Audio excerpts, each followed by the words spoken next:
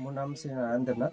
যোৱাকালি প্ৰায় 7:30মান বজাত আমি আমাৰ নিজৰ মাটিত কাম কৰি থকা অৱস্থাত দেউতা কাম কৰি আছিলে আৰু মা আছিলে লগতে। কাম কৰি থকা অৱস্থাত হাৰুৱাঘাটৰ পৰা দুজন মানুহ আহিছে। এজনৰ নাম হৈছে কৃষ্ণ সাহা আৰু তেওঁৰ ভাইটিৰ নাম হৈছে পিণ্টু সাহা। তেওঁ আহি আকস্মাত মোৰ দেউতাৰ ওপৰত মাৰপিট, কাঠৰ টুকুৰা লৈ আহিছে, বাঁহেৰে মাৰপিট মানে ষ্টাৰ্ট কৰিছে। তাৰপিছত মই ক'ব নোৱাৰোঁ। হঠাৎ মই চিঞৰ বাখৰ শুনি পাই দৌৰি গৈছোঁ। গৈ পিনে দেখিছোঁ যে মানে মাক আৰু দেউতাক মাৰি আছে দুইজনে।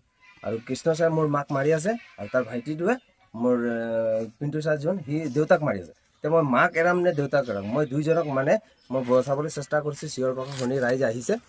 ৰাইজ আহি পিনে মানে তেখেতক মানে যেনে তেনে কাজিয়াটো এৰাইছে, মাৰপিটটো এৰাইছে। বহুত ডাঙৰ মাৰপিট হৈছে। মাৰপিট এৰাইছে, মাৰ বুকুত ধৰিছে, আপোনাৰ কাপোৰ চাপোৰ ছিঙিছে, মাথাত মাৰিছে, ভৰিত মাৰিছে, পিঠিত মাৰিছে বাঁহৰ লগত।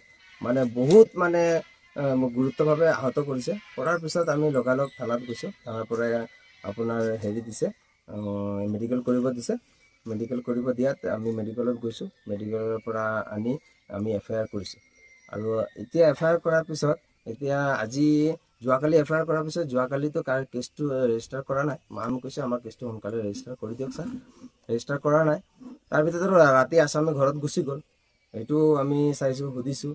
তেখেতে মানে কিবা কিবি কৈ পিনে আমাক কৰিছে। আমি এতিয়া মানে একো ক'ব নোৱাৰোঁ, কৰিব নোৱাৰোঁ।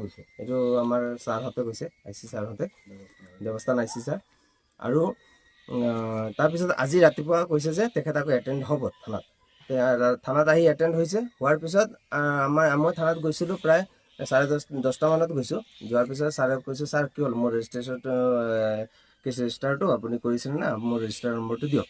কৈছে নাই এতিয়া হোৱা নাই, মই পঠাইছোঁ, আহি যাব, আধা ঘণ্টা 1 ঘণ্টাৰ ভিতৰত আহি যাব, দি দিম কৈ আৰু মানে নাই 1 ঘণ্টা 1.5 ঘণ্টা 2 ঘণ্টা হৈ গ'ল।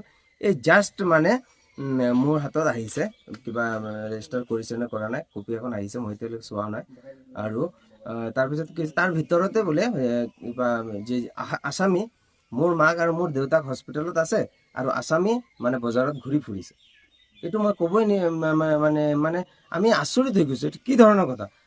যাক মাৰিছে, যোনে মাৰ খাইছে, গুৰুতৰভাৱে আহত হৈছে, তেখেত হস্পিটেলত হৈ আছে।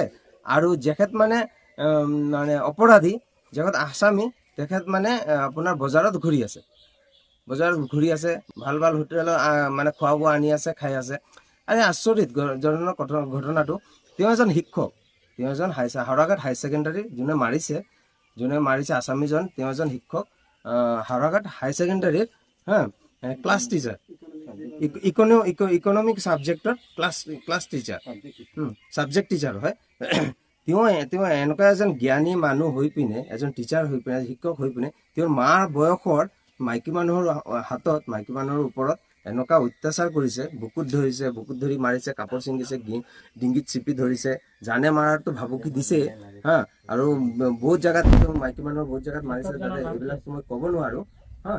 তাৰপিছতো শিক্ষকজনৰ নাম আছিলে কৃষ্ণ সাহা আৰু তেওঁৰ ভায়েকৰ নাম আছিলে পিণ্টু সাহা।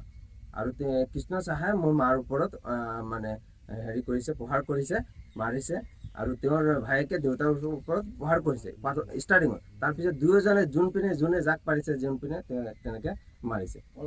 আৰু মাৰি পিনে লাষ্টত ৰাইজেতো গমেই পোৱা নাই। 8:30 বজাত ৰাইজ যেনে তেনে ওলাই আহি আছে। ঘটনাটো বুজি নোপোৱাতে আহোঁতে মানে তেখেতে হুপ ঘাপ পলাই দৌৰি গৈ পিনে থানাত সোমাই গ'ল।